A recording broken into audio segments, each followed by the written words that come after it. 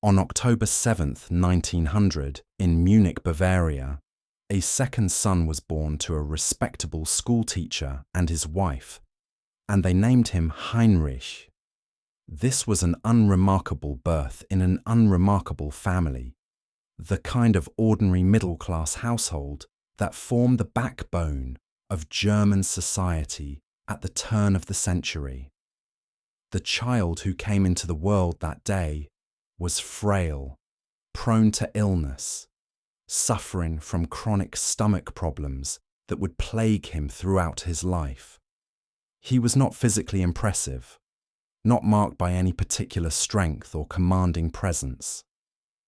He would grow up to be a small man with weak eyesight, requiring thick glasses that gave him the appearance more of a clerk than a warrior, more of an accountant than a soldier.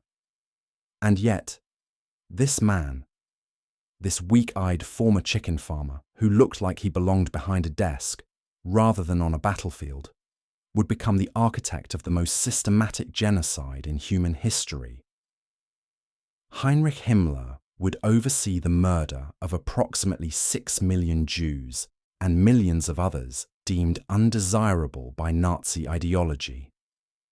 He would build and administer the concentration camp system, would organize the Einsatzgruppen death squads, would transform the SS from Hitler's personal bodyguard into a massive organization responsible for implementing the final solution with industrial efficiency.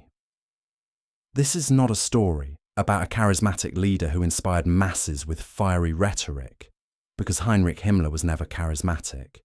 This is not about a sadistic monster who took personal pleasure in causing suffering, because by all accounts, Himmler was actually squeamish about violence, reportedly becoming physically ill when he witnessed executions.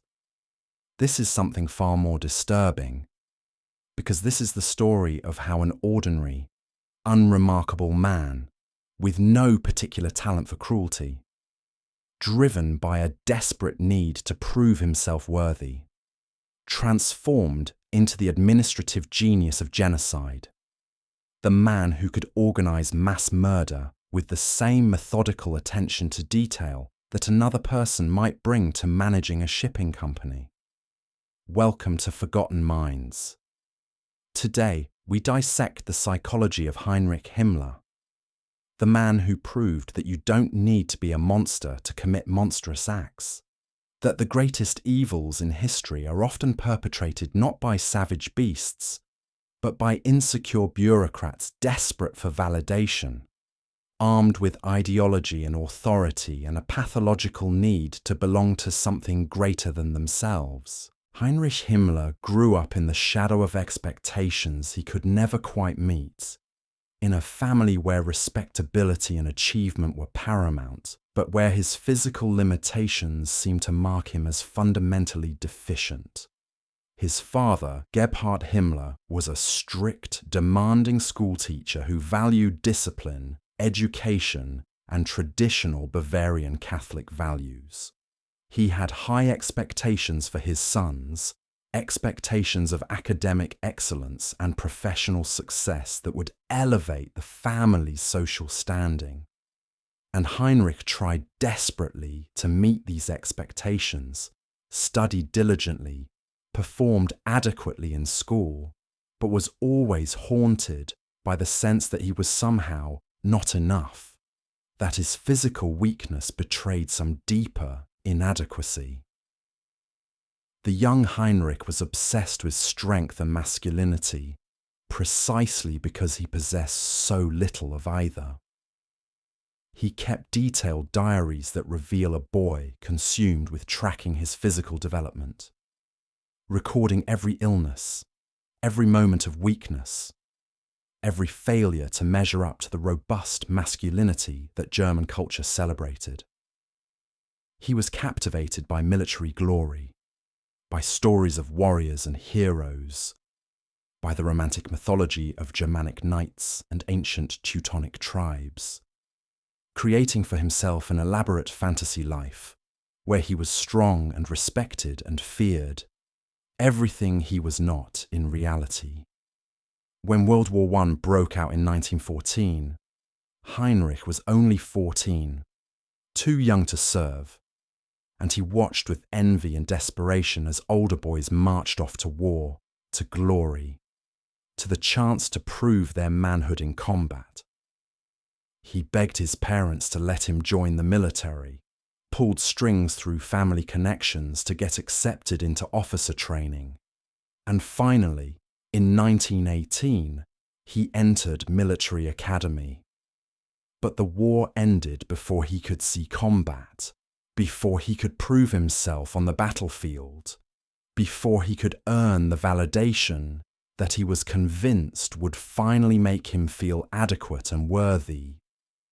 This failure to serve in combat would haunt him for the rest of his life, would drive his later obsession with military aesthetics and warrior mythology, would fuel his desperate need to prove that despite his weak body and his lack of combat experience, he was nevertheless a true soldier worthy of respect and fear. After the war, Himmler drifted, unable to find a place in the chaotic, humiliated Germany of the Weimar period. He studied agriculture, worked briefly as a chicken farmer, a profession that seems almost comically inappropriate for someone who would later command the SS. He was unsuccessful, even at this modest career, unable to make the farm profitable. And all the while, he was searching for something, for some ideology or movement or organization that would give his life meaning, that would tell him who he was supposed to be, that would transform his weakness into strength by making him part of something powerful and significant. In 1923, Heinrich Himmler discovered the Nazi Party, and more importantly, he discovered Adolf Hitler. And in that moment, everything changed for him, because he had finally found what he had been searching for his entire life. Here was an ideology that explained all of Germany's suffering through a simple narrative of betrayal and contamination, that identified clear enemies, that promised that strength and purity could be restored through will and discipline and the elimination of corrupting influences. But most importantly for Himmler, here was a leader who possessed all the charisma and commanding presence that he lacked, a figure who could serve as the focus of his desperate need to belong to something greater than himself. Himmler's devotion to Hitler was not merely political, but something deeper and more psychological, something closer to religious worship. Hitler became for Himmler an idealized father figure, the strong authority whose approval could finally validate his worth, whose vision could give his life the meaning and significance that his own meager existence had never provided. Himmler joined the Nazi Party and quickly made himself indispensable through the one quality he possessed in abundance: an extraordinary capacity for organization, for bureaucratic administration, for taking vague ideological goals and translating them into concrete systems and procedures. While others focused on street brawls and beer hall speeches, Himmler was building filing systems, creating membership records, establishing chains of command. He was doing the unglamorous work that no one else wanted to do, but that was absolutely essential for transforming a movement into an efficient organization capable of seizing and maintaining power. And this work became Himmler's pathway to significance. He discovered that he had a genuine talent for organization, for seeing how complex systems could be structured and managed. In 1929, when Hitler appointed him Reichsführer SS, commander of what was then a small bodyguard unit, Himmler finally found the role that would define the rest of his life. He saw in the SS the possibility of creating something unprecedented, an elite organization that would embody all the values and mythology that he had absorbed from his fantasy life, that would transform him from an insignificant former chicken farmer into the leader of the most feared organization in Europe. Under Himmler's leadership, the SS transformed from a small bodyguard unit into a vast empire encompassing military formations, police forces, intelligence services, economic enterprises, and the entire concentration camp system. Himmler approached this task with the same methodical attention to detail that he had brought to managing chicken farms, except now he was managing human beings, categorizing them, processing them, deciding their fates with bureaucratic efficiency. He created elaborate selection criteria for SS membership, measuring skulls and checking genealogies to ensure racial purity. He established training programs focused on ideological indoctrination. He organized the administrative structure with obsessive precision, creating departments and subdepartments, establishing reporting hierarchies and procedural guidelines, transforming ideology into bureaucracy and bureaucracy into machinery of death. The concentration camp system that Himmler built reveals how a mind obsessed with order and control approaches the task of managing populations deemed unworthy of life. The camps were not chaotic killing sites, but carefully organized institutions, with detailed regulations, standardized procedures, and meticulous record keeping. Prisoners were categorized by colored triangles, assigned numbers that replace their names, processed through intake procedures that strip them of individuality and transform them into administrative units. The goal was not merely to kill, but to create a system where killing could be administered efficiently, where death could be industrialized and managed like any other large-scale operation. One of the most psychologically revealing aspects of Heinrich Himmler is that despite organizing the murder of millions, he was reportedly squeamish about violence, uncomfortable with the sight of blood, physically ill when he witnessed executions. In 1941, when he attended the shooting of Jews by an Einsatzgruppen unit in Minsk, witnesses reported that he turned pale, became agitated, and nearly vomited. This was not compassion or moral revulsion, but simply physical weakness, the same physical inadequacy that had haunted him since childhood. But this physical squeamishness did not lead Himmler to question what he was doing. Instead, it led him to focus on finding more efficient, less direct methods of killing, methods that would spare German executioners the psychological burden of face-to-face murder. The gas chambers, the industrialized killing facilities of the death camps, were in part a response to this concern, a way to create distance between killers and victims, to transform murder into a technical process that could be administered by men turning valves and following procedures. This tells us something crucial about Himmler's psychology. He could order the deaths of millions without apparent guilt, not because he was immune to human suffering, but because he had created sufficient psychological and physical distance from that suffering that it never became real to him. The victims were not individual human beings, but statistical abstractions, categories on reports, numbers to be processed. The killing was not murder, but administration, not a moral action, but a technical challenge to be solved through proper organization and efficient procedures. As Germany's defeat became inevitable in 1945, Heinrich Himmler made a series of bizarre decisions that revealed the delusional quality of his self-concept. He believed that the Allies would recognize his value as an administrator, that they would need someone with his organizational skills to help manage post-war Europe, that he could negotiate a separate peace.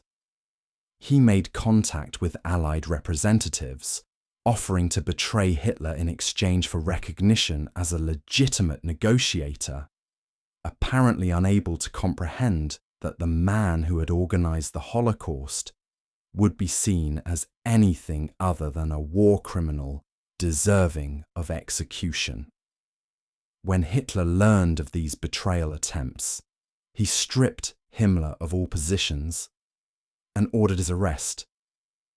And in that moment, the entire psychological structure that Himmler had built collapsed.